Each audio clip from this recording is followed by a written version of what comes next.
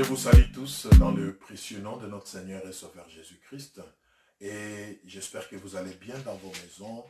Je bénis le Seigneur pour cette opportunité de partager sa parole avec vous. Nous voulons parler d'un thème important que le Seigneur nous a mis à cœur pour vous, pour nous tous, qui s'intitule comme suit: Une chose à ne jamais oublier. Une chose à ne jamais oublier. Bien-aimés dans le Seigneur, il y a une chose que nous ne devons jamais oublier ni négliger en notre qualité d'enfant de Dieu. Nous devons toujours l'avoir présent à l'esprit, car elle est comme un secours, comme un garde-fou, comme un garde-fou pour nous aider à mener une vie victorieuse, c'est-à-dire vivre tout simplement sur cette terre. Et cette chose, bien-aimés, nous la trouvons dans la parole du Seigneur. Nous prenons nos Bibles dans les livres de 1 Pierre 2, du 11e verset au 12e. Première épître de Pierre, chapitre 2, du 11e verset au 12e verset. Nous allons lire et découvrir tous ensemble quelle est cette chose que nous ne devons jamais oublier ni perdre de vue. Nous dit la Bible. Alors, 1 Pierre 2, 11 à 12, nous lisons. La Bible dit ceci, bien-aimés. Je vous laisse le temps de trouver. Nous lisons. Bien-aimés, je vous exhorte comme étrangers et voyageurs sur la terre à vous abstenir des convoitises charnelles qui font la guerre à l'âme. Ayez au milieu des païens une bonne conduite, afin que là même où ils vous calomnient, comme si vous étiez des malfaiteurs, ils remarquent vos bonnes œuvres et glorifient Dieu au jour où il le visitera. Voilà. La parole du Seigneur nous exhorte, nous enfants de Dieu, à avoir toujours présent à l'esprit une chose. Et cette chose, nous venons de la voir dans ces passages que nous venons de lire. Bien-aimés, je vous exhorte comme étrangers et voyageurs sur la terre. Ouais, voilà cette chose que nous ne devons jamais perdre de vue, bien-aimés. Nous sommes sur cette terre comme des voyageurs, comme des étrangers. Alors, par rapport à ces statuts d'étrangers et des voyageurs, la parole de Dieu nous recommande une chose, il dit: abstenez-vous des convoitises de la chair qui font la guerre à l'âme. Pourquoi étranger et pourquoi voyageur? Qu'est-ce que cela veut dire? Nous allons les voir rapidement ensemble. Nous sommes étrangers sur la terre. Cela fait allusion à notre fonction, à notre origine, à notre source. En effet, bien-aimés, nous sommes sur cette terre parce que Dieu a décidé de nous créer. Et dans son amour, il n'a pas voulu que nous soyons seulement des créatures ordinaires. Il nous a offert l'opportunité de devenir ses enfants en l'acceptant comme Seigneur et Sauveur dans notre vie. Et en acceptant Jésus-Christ qu'il a envoyé sur la terre pour sauver l'humanité. Alors, en notre qualité d'enfant de Dieu, comme nous le dit Jean 1,12, nous devenons automatiquement étrangers sur cette terre. Oui, vous allez me dire, mais je suis né sur cette terre, je connais mes parents, je connais ma lignée, je connais mon arbre généalogique. Oui, ça c'est la naissance physique qui a fait de toi citoyen de cette terre. Mais depuis que tu as accepté Jésus-Christ, depuis que tu lui as donné ta vie, depuis qu'il est venu en toi comme Seigneur et Sauveur, la Bible nous dit, nous allons les lire, nous ne sommes plus nés de la chair, mais nous sommes nés de la volonté de Dieu. Nous ne sommes plus nés du monde, mais nous sommes nés de l'Esprit. Et cela fait de nous, par conséquent, des étrangers sur la terre. Nous allons lire ça. Jean 1, 12. Qu'est-ce que la Bible nous dit? Jean 1, 12, la Bible nous dit, à tous ceux qui l'ont reçu, mais à tous ceux qui l'ont reçu, à tous ceux qui croient en son nom, il a donné le pouvoir. Il a donné le pouvoir de devenir enfant de Dieu. Ce qui est intéressant, c'est ce qui suit. Il a donné le pouvoir de devenir enfant de Dieu, lesquels sont nés, écoutez, non du sang, ni de la volonté de la chair, ni de la volonté de l'homme, mais de Dieu. Donc, en devenant enfant de Dieu, nous connaissons ce qu'on appelle une nouvelle naissance. Nous naissons de nouveau, mais dans la dimension spirituelle, comme enfants de Dieu. Et cela fait que nous sommes étrangers sur la terre. C'est-à-dire, nous ne devons pas nous conformer aux convoitises de la terre, de la chair. Voilà pourquoi le passage que nous avons lu, 1 Pierre 2, 11 à 12, nous dit, ne vous conformez pas, ne vous livrez pas aux convoitises de la chair. Parce qu'au fait, vous n'êtes plus né de la chair, vous êtes né de Dieu. Et sur la terre, vous y êtes pour un temps. Ne nous conformons pas à la terre, parce que nous sommes citoyens célestes. Deuxième chose, voyageurs. Pourquoi voyageurs?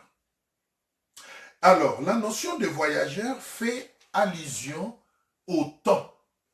Oui. Si le fait d'être étranger, c'est par rapport à notre origine et à la mentalité que nous devons avoir, le fait d'être voyageur, c'est par rapport au temps. Oui, bien aimé, nous ne sommes pas définitivement sur cette terre. Un voyageur, c'est quelqu'un qui passe, c'est un pèlerin, c'est un passager, c'est quelqu'un qui est en train de faire sa route, mais il n'a pas encore atteint sa destination. Nous sommes voyageurs et cela fait que nous devons avoir conscience que notre temps sur cette terre est limité. Nous ne serons pas sur cette terre pour toujours. Nous ne serons pas sur cette terre pour toujours. Nous sommes voyageurs, c'est-à-dire notre séjour sur la terre est limité. Dans le temps, nous n'allons pas y rester pour toujours. Nous allons un jour regagner notre cité définitive qui est le ciel. Et le Seigneur aimerait que pendant que nous sommes encore sur la terre, nous puissions déjà être conscients de cette chose, de cette réalité, et que même notre vie, notre comportement, notre manière de vivre sur cette terre reflète cette vérité, cette chose qui consiste en ce que nous sommes étrangers et voyageurs. Romains 12, 2. Qu'est-ce que Romains 12, 2 nous dit? Nous allons lire. Romains 12, 2 nous dit ceci. Ne vous conformez pas au siècle présent, mais soyez transformés par le renouvellement de l'intelligence, afin que vous discerniez quelle est la volonté de Dieu, ce qui est bon et parfait.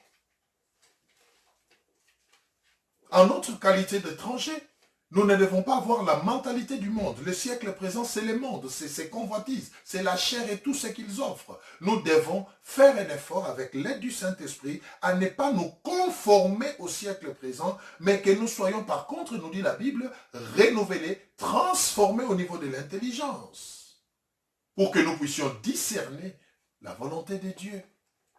Nous avons une charte à défendre, nous avons une conduite à suivre, un code de conduite qui est notre référence en tant que citoyen du ciel, bien que vivant sur la terre. C'est très important, bien-aimé. C'est une chose qui doit être toujours présente à l'esprit et qui doit nous aider à ne pas déraper. Nous allons prendre un autre passage, 1 Pierre 1, 17 à 18. 1 Pierre 1, 17 à 18. 1 Pierre 1, 17 à 18. Qu'est-ce que la parole du Seigneur nous dit? La parole du Seigneur nous dit ceci. Et si vous invoquez comme Père celui qui juge selon l'œuvre de chacun,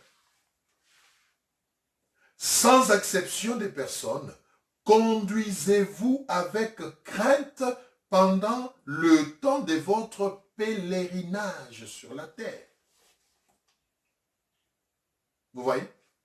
Si nous invoquons comme Père celui qui juge selon l'œuvre de chacun, si nous sommes enfants de Dieu, si nous reconnaissons que nous sommes nés de nouveau, nous appartenons au Seigneur, alors conduisons-nous avec crainte pendant notre pèlerinage, c'est-à-dire pendant notre voyage sur la terre. Bien-aimés, nous sommes en train de voyager. Peu importe ce que nous puissions accomplir sur cette terre, un jour nous allons la quitter parce que nous sommes appelés à regagner notre cité céleste. Alors, si tel est le cas,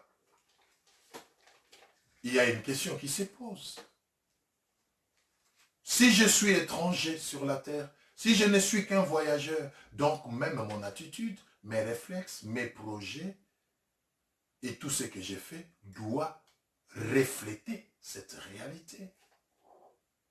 Si tout le monde pouvait comprendre ça, bien-aimé, je suis sûr que beaucoup de mots disparaîtraient d'eux-mêmes sur cette terre. Les gens ne se feront pas du mal pour amasser sur cette terre. Les gens ne s'entretueront pas. Les gens ne se prostitueraient pas. Les gens ne feraient pas du mal aux autres parce qu'ils comprendront qu'ils ne sont qu'en train de passer. Nous devons nous préparer. Le voyage va bientôt toucher à sa fin. Nous allons bientôt arriver au terminus, bien-aimés. De quelle manière sommes-nous en train de vivre? Est-ce que c'est vraiment comme des voyageurs et des étrangers? Ou nous nous sommes dit, nous sommes sur cette terre, nous allons y rester pour toujours? C'est une illusion. Le Seigneur nous interpelle. Nous sommes étrangers et voyageurs. Notre vie doit être le reflet du ciel pour lequel nous avons été appelés. Nous sommes sur cette terre, nous dit Psaume 90, 12, vous allez lire. Nous sommes des ambassadeurs de Christ sur la terre. Un ambassadeur vit selon les codes de conduite de son pays, vit selon les directives qu'il a reçues de celui qu'il représente. Ne vivons pas comme tout le monde, ne vivons pas comme le monde nous l'impose, ni ces siècles, mais vivons conformément à celui que nous représentons, c'est-à-dire Christ. Et sa doctrine, nous la connaissons. La parole de Dieu nous donne des directives. La révélation nous montre la marche à suivre. Alors conformons-nous à ce que le Seigneur nous demande de faire. C'est alors que nous allons regagner notre cité définitive. Voilà, bien-aimés, que le Seigneur nous aide. Le monde nous offre tellement de choses que des fois nous perdons de vue que nous sommes de passage. Le Seigneur a voulu nous rappeler cela aujourd'hui. Une chose à ne jamais oublier. Quel que soit ce que tu fais, quel que soit les succès que tu puisses remporter sur cette terre, quel que soit ce que tu puisses réaliser comme investissement, sache et ne perds jamais cela de vue. Tu n'es qu'un étranger et un voyageur. Et normalement, un étranger et un voyageur ne s'encombrent pas de beaucoup de choses pour qu'il soit prêt à partir quand le temps fixé viendra. Amassons au ciel, c'est là notre destination. Amassons au ciel, pas sur la terre. Travaillons beaucoup plus pour notre âme et notre esprit, pas pour le corps qui appartient à la terre et qui va rester à la terre. Voilà la pensée que le Seigneur nous a mis à cœur. Nous allons nous arrêter par là. Vraiment que chacun de nous, et c'est là ma prière, que le Saint-Esprit aide chacun de nous à réaliser, bien-aimé. C'est peut-être une occasion de revoir ta marche. C'est peut-être une occasion de revoir tes priorités. C'est peut-être une occasion de prendre une décision, de faire le choix, de vivre conformément à la parole de Dieu pour que tu ne puisses pas le regretter un jour. Nous allons incliner nos têtes et nous allons prier. Toi qui connais déjà le Seigneur, je t'en supplie, accroche-toi jusqu'au bout. Et toi qui ne les connais pas encore, ne continue pas à en dire sur ton cœur. Le temps est encore là. La grâce court encore. Tu peux toi aussi devenir un citoyen céleste. Tu peux toi aussi devenir enfant de Dieu en acceptant Jésus-Christ comme Seigneur et Sauveur. Prions.